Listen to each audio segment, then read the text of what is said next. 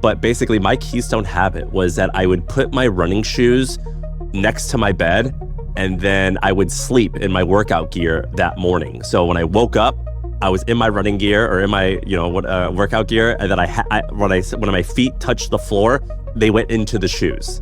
Yeah. That's a really smart cue. And yeah, I actually did come up with the phrase keystone habit. Did you really? That's awesome. Well, man. my wife is a biologist, and there's this concept of keystone species.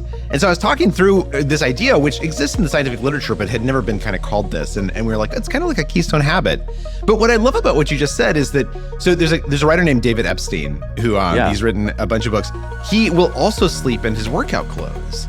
And it's because that cue, when you wake up and you throw your feet out of bed and you're already in your clothes, that cue, it just makes it so easy to like take the next step and like go out the door, right? Like you probably at this point when you are running, you're not even thinking about running as you start. You're just kind of on autopilot. You're doing what feels natural. Yeah. And this is the power of habits, is that we can choose these behaviors that we want to encourage. And we can make them not a product of willpower or of, sort of white knuckling it, but rather something that happens automatically because there's this part of our brain, the basal ganglia, that exists just to make habits.